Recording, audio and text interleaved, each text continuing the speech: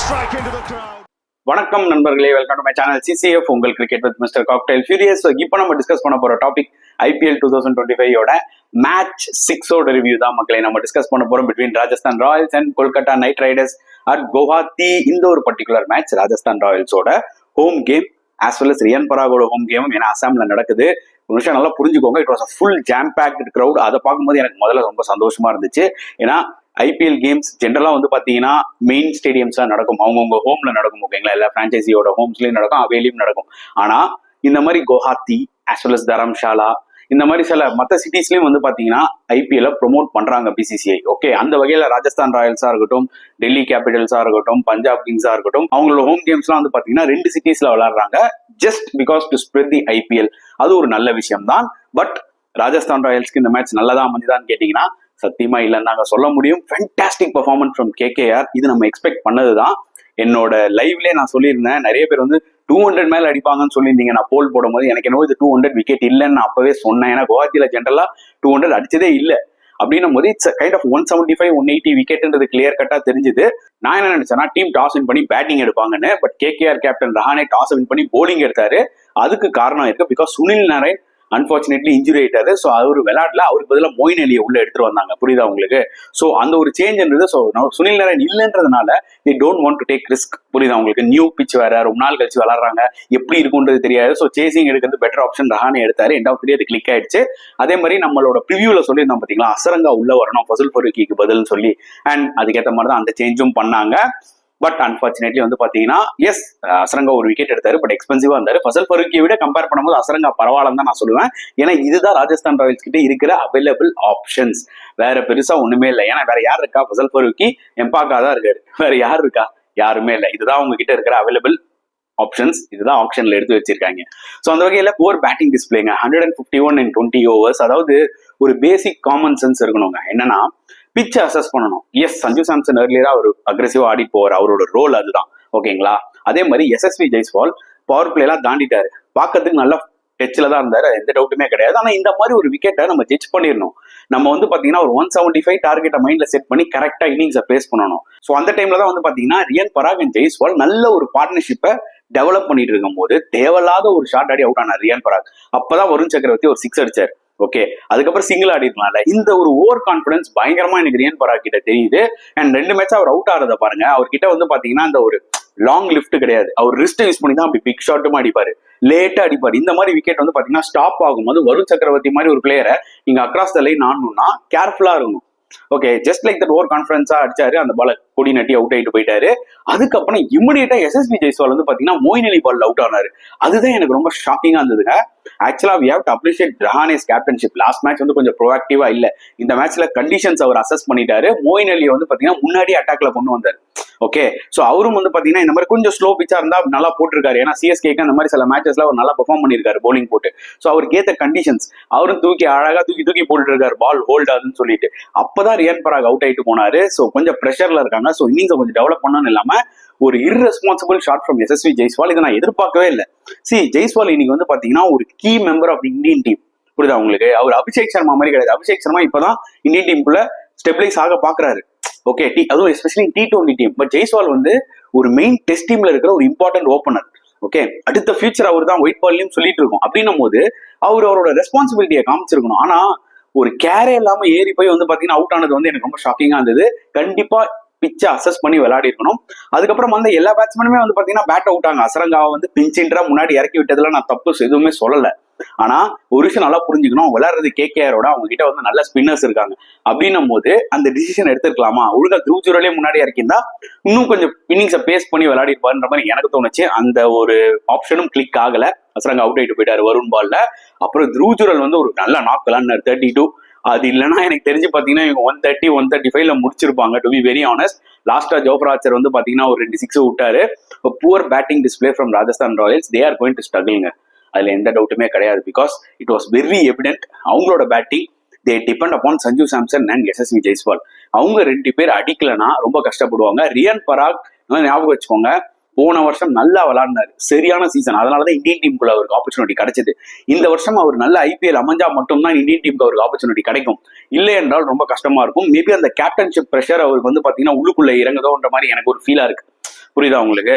So it was a fantastic bowling effort from KKR. என்னால புரிஞ்சுக்கோங்க. Spencer Johnson இந்த மேட்ச்ல மறுபடியும் ஒரு ஆப்பர்ச்சுனிட்டி கொடுத்தாங்க. லாஸ்டா ஒரு விக்கெட் எடுத்தாங்க, எக்ஸ்பென்சிவா வந்துட்டார். நம்ம இந்தியன் பிச்சர்ஸ்க்கு ஏற்ற மாதிரி அவர் லைன் போடுறது இல்ல. He will learn, but little disappointed with this bowling. Apart from that மற்ற எல்லா போலர்ஸுமே சூப்பரா போட்டு ஆளுக்கு 2 விக்கெட் எடுத்தாங்க. Spinners especially Varun Chakravarthy was pick of the bowler, 4 overs 17 runs 2 wickets. Moeen Ali Sunil Narine replace பண்ணி வந்தாரு. சுனில் நரேன் என்ன பண்ணிருப்பாரோ அதை தான் ஆக்சுவலா இவரும் பண்ணாரு. 4 overs 23 runs 2 wickets ஃபென்டாஸ்டிக்கா போட்டாரு. அண்ட் ஹர்ஷித் ராணா கொஞ்சம் எக்ஸ்பென்சிவா இருந்தாலும் அப்பப்போ இம்பார்ட்டன்ட் விக்கெட்ஸ் எடுத்தாரு. At the same time Vaibhav அரோராவோட நியூ பால் ஸ்பெல் அட்டகாசமா இருந்துச்சு. போன மேட்ச் பயங்கரமா அடி வாங்கினாரு அகைன்ஸ்ட் ஆர்சிபி. பட் இந்த மேட்ச்ல சூப்பரா போட்டாருன்னு தான் சொல்லி ஆகணும். ஏன்னா சஞ்சு சாம்சன் விக்கெட்லாம் அந்த டைம்ல ரொம்ப கீ. ஏன்னா அவர் டேஞ்சரஸா தெரிஞ்சிருந்தாரு. அதனால கிரெடிட் வந்து நம்ம வைபவ் அரோராவுக்கு கொடுத்தாலும் அஜிங்கர் ரஹானேயோட கேப்டன்ஷிப்பும் வந்து பாத்தீங்கன்னா போன மேட்சை கம்பேர் பண்ணும்போது இந்த மேட்ச்ல கொஞ்சம் ப்ரோஆக்டிவா இருந்தது. சரி, சேஸுக்கு வரும். சரி, ஓகே, பிச்சு ஒரு மாதிரி வந்து பாத்தீங்கன்னா டேர்ன் இருக்குன்னும் போது இவங்க கிட்ட வந்து தீக்ஷனா அசரங்கா இருக்காங்க. அன்பார்ச்சுனேட்லி தீக்ஷனா டேர்ன் இருந்தாலுமே அவர் அடிச்சடிச்சு போடுற போலர். அவர் வந்து பாத்தீங்கன்னா ஒரு கண்டெயின் பண்ற போலர், விக்கெட் டேக்கிங் போலர் இல்ல. சோ அசரங்கா தான் அங்க மெயின். சரி, இந்த மேட்ச்ல ஜோஃப்ரா ஆர்ச்சர் அவரோட பெஸ்ட்டை கொண்டு வருவாரா அப்படின்ற மாதிரிலாம் நம்ம பார்த்துட்டு இருந்தோம். எப்படி பேட்டிங்ல சில பிளண்டர் பண்ணாங்களோ சேம் தான் போலிங்லயும் பண்ணாங்க. அண்ட் ரியான் பராகோட கேப்டன்ஷிப்பும் அப்படிதான் இருந்துச்சு. நான் ரியான் பராகோட கேப்டன்ஷிப்னு சொல்றதா இல்ல மேனேஜ்மெண்ட் சொல்றதா அங்க அவர் செய்யறாரு அப்படின்னு சொல்றதா எனக்கு ஒண்ணுமே புரியல. ஏன்னா இப்போ அப்படிதான் ஆயிடுச்சு. இன்னைக்கு ஸ்ரேயாஸ் ஐயரை நம்ம கிரெடிட் கொடுத்தோம்னா நிறைய பேர் கமெண்ட்ஸ்ல வந்து ப்ரோ அது ரிக்கி பாண்டிங் வெளியில இருந்து வந்து டிசிஷன் எடுக்கிறாரு, அவர் சும்மா உள்ள ஆக்டிங் தான் பண்றாரு ஆஸ் அ கேப்டனா அப்படின்றாங்க. எனக்கு புரியல. It's a team game. End of 3 அதுல கேப்டனும் இன்வால்வ்டா இருப்பாரு. கேப்டனுக்கு வந்து ஒரு ரோலும் இல்லைன்னு சொல்றது அர்த்தமே இல்லை. இதே டீம் 4 மேட்ச் தொடர்ந்து தோத்தா இந்த கேப்டன் சரியில்லைன்னு தானே நீங்க சொல்லுவீங்க. இல்லங்க, கேப்டன் சொல்லக்கூடாது. கோச் தான் வந்து பாத்தீங்கன்னா அங்க டிசைட் பண்றாரு. அவரு தான் நம்ம குறை சொல்லணும் அப்படி சொல்லுவீங்களா? மாட்டீங்களா? அதனால நல்லதோ கெட்டதோ அது கிரவுண்ட்ல நடக்குதுன்னா முதல்ல வந்து we have to blame or appreciate the captain தான் ஃபர்ஸ்ட். ஸோ அந்த வகையில ரியான் பராக் ஒன்ஸ் அகைன் போலிங் ஆப்ஷன்ஸ்ல நிறைய பிளண்டர் பண்ணாருன்னு எனக்கு தோணுச்சு கைஸ். 16வது ஓவர்ல துஷார் தேஷ்பாண்டே வந்து போடுறதுனால என்ன யூஸ் இருக்கு சொல்லுங்க? நிஜமாவே சோ டிசப்பாயிண்டட். ஏன்னா அவர்லாம் வந்து பாத்தீங்கன்னா கொஞ்சம் ரன் கொடுத்தாலும் விக்கெட் டேக்கர். நீங்க எப்பங்க எடுத்துட்டு வரீங்க? அண்ட் ரியான் பராக் இந்த பிச்ல கண்டிஷன்ஸ் யூஸ் பண்ணி அவர் சூப்பரா போட்டாரு. 4 ஓவர் பியூட்டிஃபுல்லா போட்டாரு. ஏன்னா அவருக்கு இந்த கண்டிஷன்ஸ் தெரிஞ்சிருச்சு. எப்படி அங்க மோயின் அலி போட்டாரோ அது அப்படியே இவரு இங்க ரெப்ளிகேட் பண்ணாரு. ஓகே, பட் அசரங்கா எல்லாம் அரைக்குழி குத்துறாங்க. ஏற்கனவே ஸ்லோ விக்கெட்டுங்க, தூக்கி உள்ள போடணும். எஸ், பேட்ஸ்மேன் அடிக்க போவான், ஒரு 6 அடிப்பான். அப்புறம் உங்களுக்கு விக்கெட் டேக்கிங் ஆப்ஷன் வரும் கண்டிப்பா. நீங்க ஃப்ரண்ட்ல போட்டீங்கன்னா, நீங்க இந்த மாதிரி விக்கெட்ல மேல போட்டாதான் உங்களுக்கு விக்கெட். நீங்க அரைக்குழி குத்துனீங்கன்னா டைம் நிறைய இருக்கு. அதை யூஸ் பண்ணி குவிண்டன் டி காக் வேற லெவல்ல ஒரு நாக் ஆனாரு. மோயின் அலி ஓப்பனிங்ல ரொம்ப ஸ்ட்ரகிள் ஆனாரு. ஆனா ஒரு ரெண்டுல Quinton de Kock pitch conditions assess பண்ணி இவங்க அரைக்குழி தான்டா குத்துறாங்கன்னு சொல்லிட்டு அதுக்கேற்ற மாதிரி ஆனாரு. ஜோஃப்ரா ஆர்ச்சர் கண்டிப்பா அவரோட லைன் அண்ட் லென்த்தை மாத்தணுங்க. ஏங்க, T20 சீரீஸ், இந்தியா T20 சீரீஸ்ல இருந்து அந்த மனுஷன் ஒரே மாதிரி போட்டுன்னு இருக்காருங்க. அந்த பேக் ஆஃப் லென்த் இங்கெல்லாம் நீங்க அந்த பேக் ஆஃப் லென்த் போட்டீங்கன்னா வச்சு செஞ்சிருவாங்க. அதுதான் குவிண்டன் டி காக் பண்ணாரு. ஸோ நிஜமாவே உங்களோட போலிங்லயும் பாத்தீங்கன்னா ஒரு ரிதம் இல்ல, ஒரு எஃபர்ட் இல்ல. அதாவது சரண்டர் ஆயிடுறாங்களோ, மேட்ச் ஸ்டார்ட் ஆனோடனே பேட்டிங்ல சரண்டர் ஆயிடுறாங்க, போலிங் போடும்போது சரண்டர் ஆயிடுறாங்களோ அந்த மாதிரி ஒரு ஃபீல் கொடுக்குது. ஸோ இந்த ஓவரால் ஆர்ஆரோட என்விரான்மெண்ட் பார்க்கும்போது பாத்தீங்கன்னா பாசிட்டிவா பெருசா தெரியல. சரி, அவங்க ஆக்ஷன்ல பண்ண தப்பு திருப்பியும் நம்ம சொல்ல வரோம். இதுக்கு நிறைய பேர் முன்னாடியே டிஃபெண்ட் பண்ணாங்க. நான் ஏற்கனவே அதான் சொன்னேன். அஸ்வின் சஹாலெல்லாம் விட்டுட்டு நீங்க வந்து தீக்ஷனா அசரங்காவை நம்பி நீங்க இறங்குறதுல வந்து பாத்தீங்கன்னா it's highly risk end of the day. But உங்ககிட்ட ஆப்ஷன் அதுதான் இருக்கு. யூ ஹேவ் டு என்ன சொல்றது, இந்த டீமை வச்சுதான் நீங்க விளையாடி ஆகணும். ஸோ இதுதான் நம்ம கிட்ட இருக்குன்னும் போது சில டாப் ஆர்டர் பேட்ஸ்மேன்ஸ் ரெஸ்பான்சிபிலிட்டி எடுத்துக்கணும்ன்றதான் என்னோட ஒரு பாயிண்ட் ஆஃப் வியூ. ஹேட் மேரே இந்த மேட்ச்ல பெருசா அடிக்கல. ஓகே, சுவம் துபே போடுச்சா சின்ன பையன், அவனை நம்ம பெருசா குறை சொல்ல முடியாது. ஓகே, பட் ஸ்டில் அவங்க ரிட்டைன் பண்ண பிளேயர்ஸ்லாம் ஒரு சில பிளேயர்ஸ் தான் நல்லா விளாடுறாங்க, சில பிளேயர்ஸ்லாம் ஸ்ட்ரகிள் ஆறாங்க பயங்கரமா. அண்ட் போலிங் லுக்ஸ் லிட்டரலி பேத்தட்டிக்குங்க. ஏன்னா ஜோஃப்ரா ஆர்ச்சர் இப்படிதான் அடிச்சு நான் போட போறேன்னா எல்லா மேட்ச் அடி வாங்குவாரு. அதுல எந்த டவுட்டுமே இல்லை. துஷார் தேஷ்பாண்டே நீங்க 15வது ஓவர் மேல எடுத்துட்டு வரீங்க.